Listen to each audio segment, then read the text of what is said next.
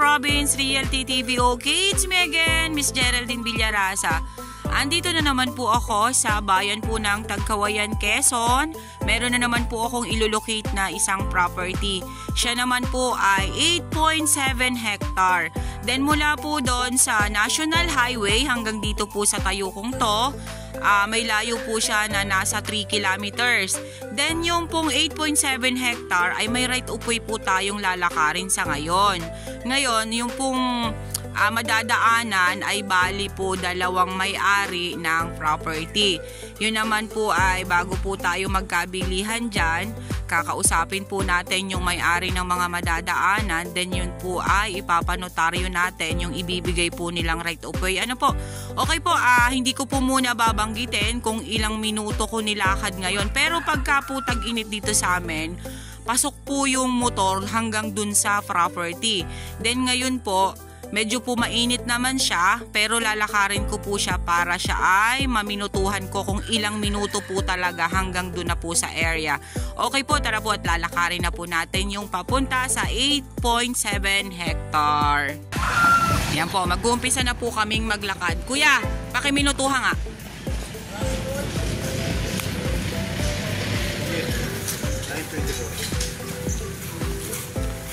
Sige kuya, paing, diretso ka.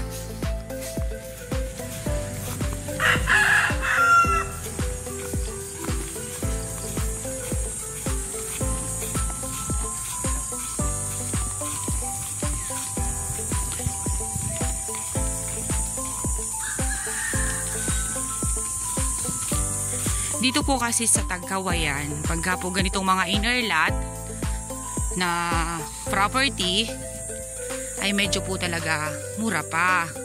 Kesa po dun sa mga property na gilid na po talaga siya ng mga kalsada. Medyo po pricey na po pagka gilid na po ng mga barangay road.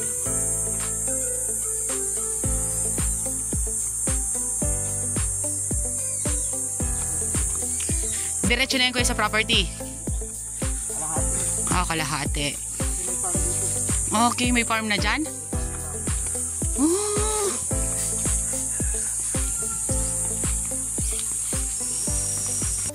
Okay guys, nandito na po ako sa 8.7 hectare. Nalakad ko na po yung right of way. Ngayon po yung lakad ko po ay talagang lakad babae lang po na medyo mahina. Inanuhan ko lang po yung lakad ko, inalalayan ko lang po talaga yung lakad ko. Nasa 8 hanggang 9 na minuto ko pong nilakad yung property, yung right of way. Yan pong natututukan na yan ng aking camera. Yan po yung right of way na kukunin natin dun sa dalawang may-ari na nasa bungad. Then, dito po, left and right po, meron po dyaang malaking negosyo.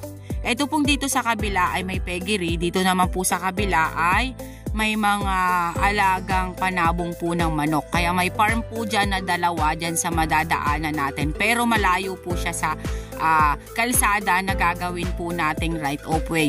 Okay po, eto na po ang 8.7 hectare. Ayan, dito po sa bungad pa lang makikita na po natin. Napakarami po ditong batino. Then, ayan po, may mga mahogany po dyan sa side na yan. Ayan, ang mahogany. Then, makikita po ninyo ay medyo lang po dito masukal sa bungad na to. Kumbaga po ay maraming damo. Pero habang naglalakad po kami kanina, yung nilakad po namin kanina, yung nandito na po kami sa may bandang kita. Kitang-kita po yung kabundukan ng Tagkawayan, Quezon. Ayan, napakarami po palang mahogany dun sa side na yon. Ayun, dun sa may taas. Mamaya po pupuntahan po natin yan. Ayan, malalaki na po palang puno ng mahogany dyan, oh. Po, sa side naman na to, mahogany pa rin po at batino ang nandito. Ayun, may source of water na po agad. May sapa po mismo sa loob ng property. Ayun po, oh. Running water po yung sapa dyan sa baba. Ayan, may isa na po akong fruit bearings na nakita. May isa pong malaking puno ng santol dun sa side na yon. Then yung pong side na yon, medyo po siya din dun umislope.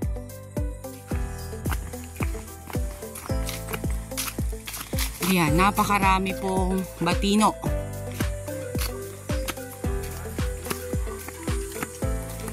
Yung po palang electricity, sa nakalagitnaanan po nung aming dinaanan na right of way ay meron na, kasi nabanggit ko po baga kanina na merong pegiri po dyan sa bungad.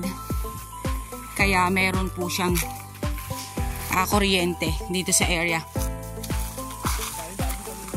Ayan po siya, may mga nyug po siyang bagong tanim. Kuya, parang nasunog ito o sinunog talaga? Sinadya talaga. Ano to, sapa? Ayan o. Okay. Tubigan po pala yung baba na yan. Yan pong side na yan. Ayan. Yan pong pinagitnaanan po siya ng kabilang side, at dito po sa side na kinatatayuan ko. Tubigan po yung nasa gitna niya. Parang man-made na tubigan to, kuya. Ayan po siya. Napakarami po niyang nyog na maliliit or bagong tanim. Ayan po, makikita naman po natin. Then, napakarami po niyang batino. Ayan po, yung mga nyog na yan, mga takaran pa lang po siya. Then, itong side na yan, mga batino po ang nakalagay dyan. Talibis po yung property. Ano po? Ayan, napakarami po ditong nyog na bagong tanim. Yan, dito po sa side na to, malibis pa rin po siya. Then makikita naman po natin, napakarami po niyang nyog. Okay po, yung pong tubigan nila or yung palayan ay maliliit po yung pitak. Yung pong pinakita ko sa inyo kanina na nasa gitna, yun po yung palayan. Na umaani daw po yun ng nasa 40 sako, sabi nung aking kasama. Ayan, mga batino po yung side na yan. At ang nagandahan po dito sa area, ayan, may signal po ng cellphone. Okay guys, nandito po ako sa medyo kataasang lugar ng area. Ayan po, yan pong natututukan na yan ng aking camera. Yan po yung sinasabi ni kuya na palayan. Then nandyan po yung source of water, yung sapa. Then yung kabilang side po na yan, kasama po yan sa 8.7 hectare. Hindi naman po talaga biro ang 8.7 hectare. Talaga pong yan ay napakalaki. Then makikita naman po ninyo halos lahat po siya ay batino yung dyan. Wala na pong nyog dyan sa side na yan, yung kabilang yan. Wala po ako nakikitang mga nyog. Ayun, ito lang pong side na to, pangilan-ngilan po siya. Then yung mga dinaanan ko po kanina is bagong tanim. Then ito naman pong sa side ko na to, medyo po siya pa-overlooking. Ayan, dito po may pangilan-ngilan na nyog at may mga bagong tanim din po siya na nyog. Then, flat po itong area ko na to na kinatatayuan. Ayan po siya. Then, makikita po ninyo, ayan, magtatanong po kayo, bakit parang nasunog? Sinadya po talaga siya kasi sa sobra pong dami na po ng damo. Yan po ang 8 hectare. 8.7 hectare. Pero, mas lamang po sa kanya yung medyo patalibis. Ano po?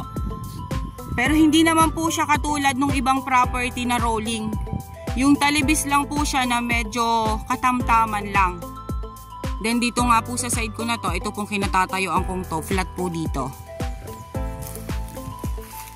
Yan, overlooking po ang property. Dito po magandang magbahay sa tayo kong to. Napakaganda po dito ng pegiri kasi medyo malayo po siya sa mga kabahayan. Then yun nga po kanina, yung sabi ko sa inyo, yung dinaanan ko, meron po rin dong pegiri at meron pong poultry dito sa kabila na nag-ooperate. Kaya may zoning po ang lugar na to. Ayan, wala po tayong po problemahin sa source of water kasi andito lang po sa loob ng property. Tara po, babalik na po tayo doon sa pinanggalingan natin at ikutin naman po natin yung ibang side. Pag ito po napatabasan, yung pong mga nyug na yan na bagong tanim ay magiging maayos. Lalaki po yan ng maayos. Ayun po. Ang suggestion po nung aking kasama, ipapalinis yung property. Tapos, yung mga pwedeng ulingin na kahoy kanila. Then, lilinisan lang po nila yung area. Tatabasan po itong buong property. Okay po, ito pa rin po yung isang side, yung kabilang side. Ano po, talagang makikita po natin na napakadamo po talaga niya. Yan sa baba pong yan, may mga pangilan-ngilan pong saging. Then ang mga nyug po ay talagang mga bagong tanim pa lang. Then yung mga ilang pitak na palayan dyan sa babang yan. Yan po ang 8.7 hectare. Sa makakabili po nito, linis lang po ang kulang nito. Napakaganda po nung area. Hindi po siya katulad nung ibang property na ganun, na malalaki, na talagang halos po ay tarik na tarik. Ito po naman ay hindi. Hindi po siya ganun ka slope talaga. Ayan po. Linis lang po. Maganda po yung area. Okay guys, sabihin nyo na po ang property namin. Dito po ito sa Tagkawayan, Quezon, with right of way po na nilakad ko kanina, 8 to 9 minutes na nilakad ko. Then yun nga po, may farm po dito na dalawa malapit sa area. At nagbibigay din po ng zoning yung kapitan dito. Ang price po pala ng property na to ay 2.5 million. Bahala na po kayong tumawad kay seller. Then ang title po niya ay UCT. Ayan po siya. Napakarami po niyang mahogany at batino. Yung pong nyog ay hindi na po ganun kasinsin ang nyog dito sa property. Talaga pong hindi na po siya naayos ng mga seller. Okay guys, ako po ulit ang inyong site locator, si Miss Geraldine Villarasa. Muli po akong maglalambing. Paki-like and share po ng aking mga vlog. And pa-subscribe na rin po ng aking YouTube channel, Quezon Province Realty TV. Okay po, thank you po for watching!